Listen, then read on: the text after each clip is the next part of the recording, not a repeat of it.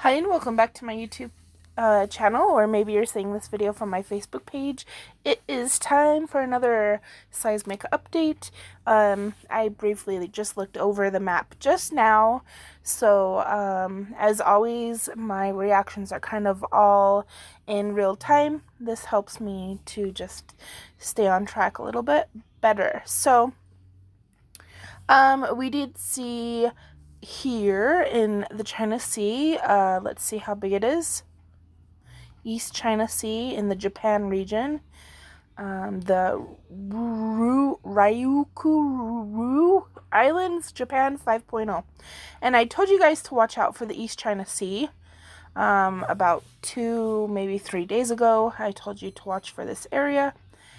And here we have it. So, let's see what else we've got going on. I checked this area. Let's just move this down here. I checked this area in Alaska and the islands out here. And oh my god, I always yawn during these videos. I don't know why. There's not too much significant activity in this area. So that's good. It's not adding any more energy into using the Dutch sense method. You would figure that it would travel downwards, and so it's not adding any more energy that isn't there already. So we had an earthquake here yesterday, PM. Okay, so I was still awake when this happened. It was about 2:46 p.m. Mountain Standard Time. Oh my gosh, I'm so sorry, guys. I always yawn while making these videos. It's getting so annoying. I was awake, staying up late. It was 2:46 a.m. Mountain Standard Time, a 6.1 off the coast of Mexico. And I had told you guys earlier, especially on my Facebook page, you could see that I was wondering why energy from the big Nevada earthquake and the ones out here that we had a few bigger ones out here last week. I was wondering, and I had asked you guys, hold on, let me flip this map. There we go. I had asked you guys why energy wasn't flowing across the United States. As you can see, there's one in Indiana, and I told you that this would happen. One in Kansas, or no, that's Oklahoma. We wouldn't necessarily count that. A few in Texas.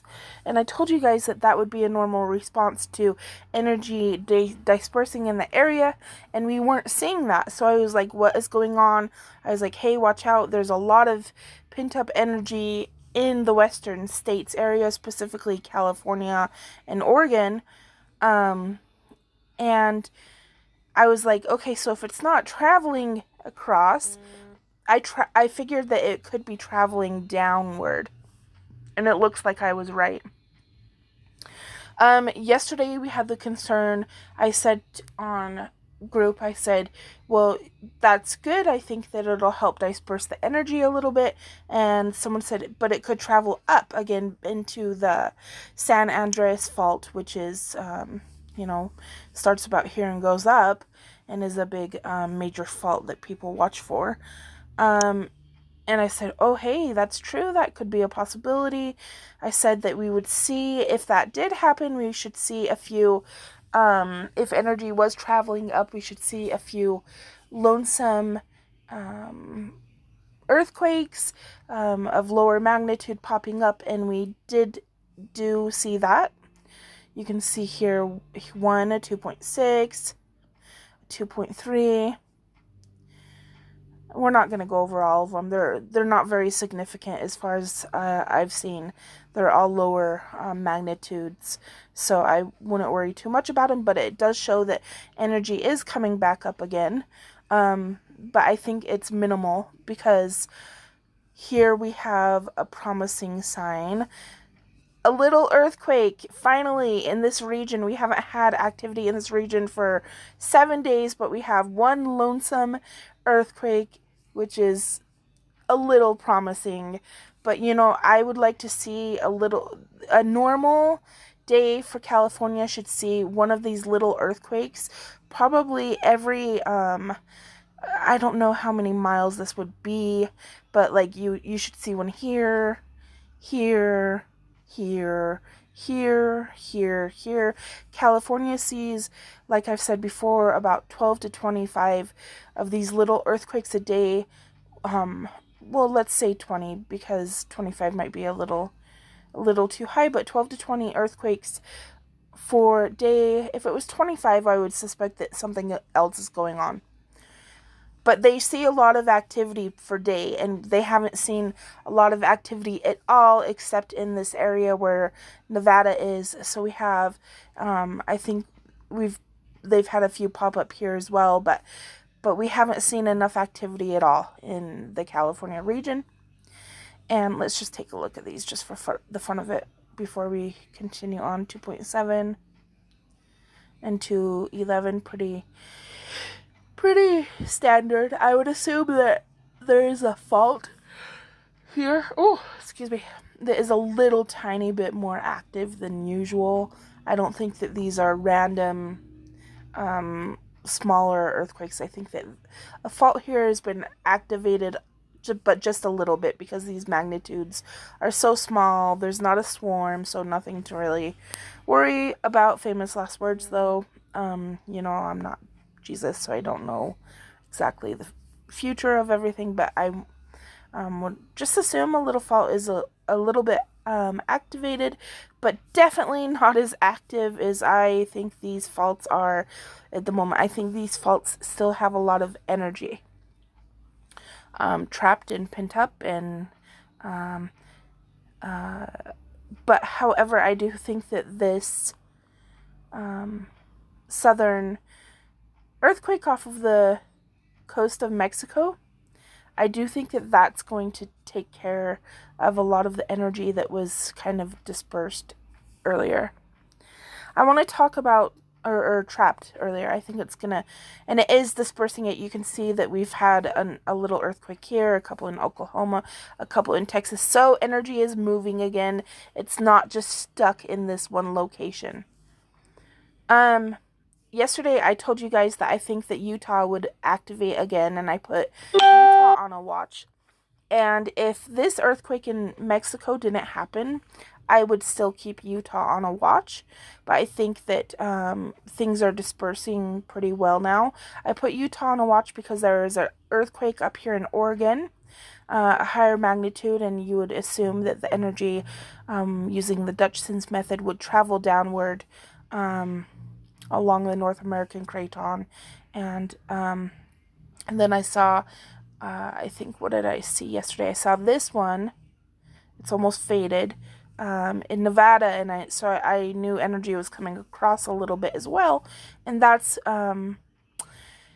mainly why I put Utah on a watch, because I live there, so we're expecting a bigger one.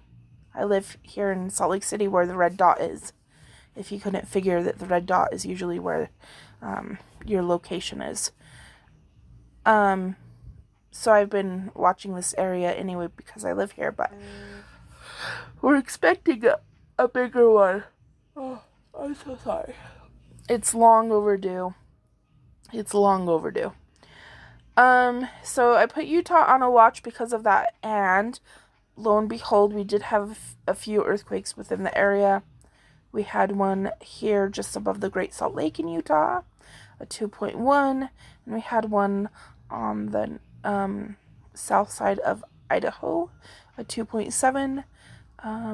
So those aren't everyday earthquakes for the region. It definitely suggested that energy did come into the area and could still possibly be here. We also had this earthquake in this area and in Montana, and that kind of forms what I call a trajectory line. You can kind of see maybe how energy came up from Montana down into Soda Springs and across. You can see what I call a trajectory line.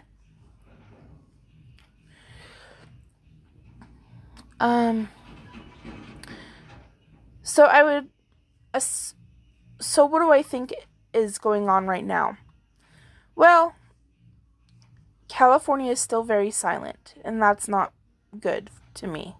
In my opinion, that's not good, and I'm sure many people could agree.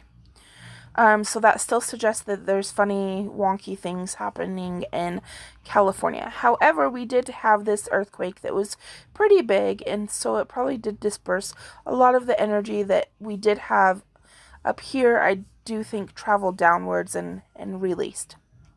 So that's good news. It's not, I think the threat that I talked about yesterday, and I've seen another time this week, within the 2 weeks, I've had what I call a red alert on my Facebook page.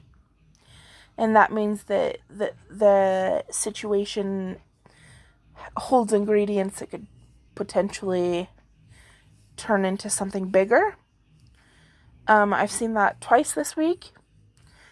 But I think that I put a red alert yesterday, and I think I would probably take it down to an orange now because of this earthquake down here and off the coast of Mexico. Oh, excuse me. I think I talk so much. Here's my theory about why I yawn. I talk so much that I'm not getting enough air. So I think your body yawns to get air. I'm asthmatic, so that's what I've always learned. A doctor once told me, when you're yawning, it's because you're not getting enough oxygen. Take your inhaler. So I think I just talk too much and don't get enough oxygen and keep yawning. It seems to be a reoccurring thing in these videos. Very annoying. Continuing on. So in summary, my summary for the USA, wonky things are still happening. Let's look at the aftershock activity in Nevada. Okay, so slowly the aftershock activity is becoming less and less.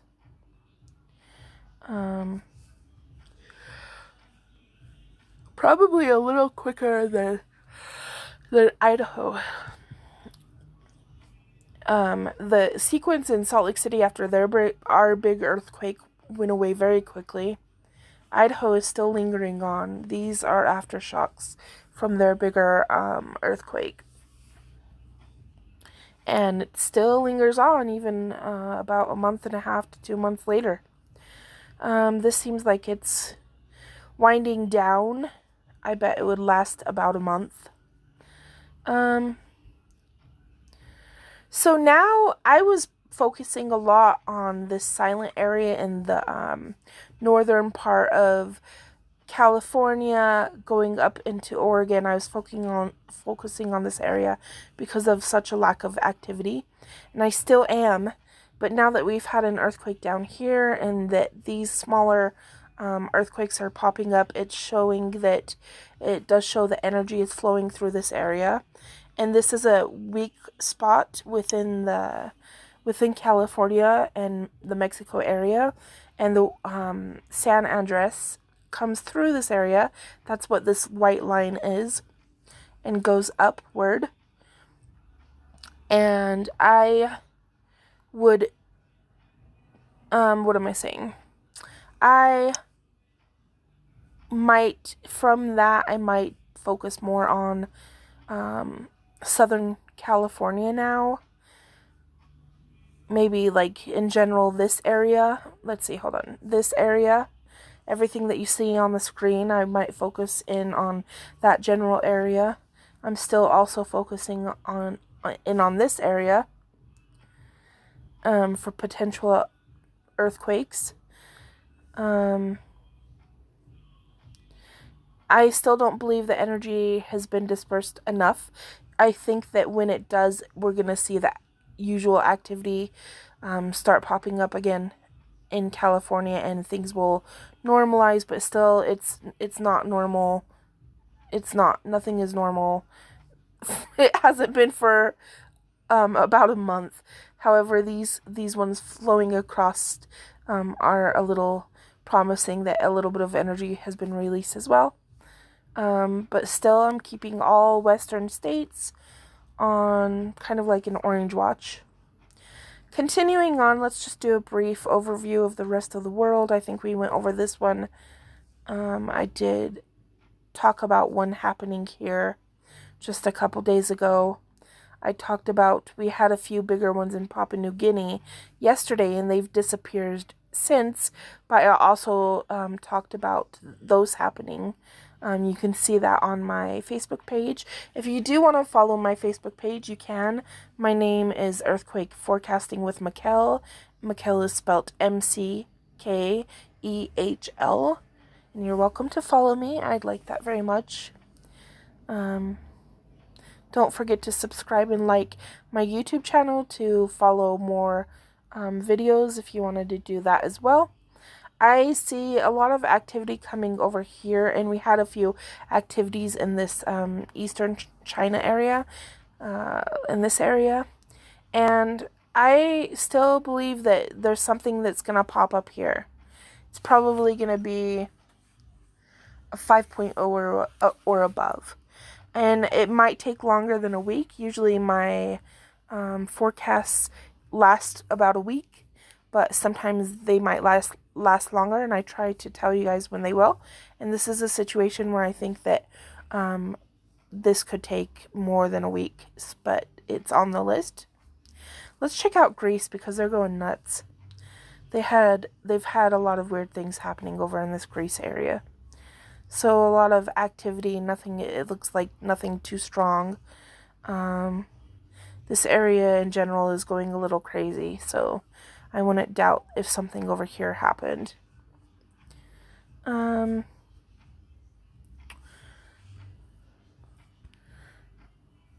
So Hawaii seems to be getting extra energy. That pretty much concludes my update for today. Again, like and follow if you want to follow for more videos. I'm doing forecasts once or twice a day, and hope you follow me, and I'll talk to you guys later. Everybody have a good day. Bye bye.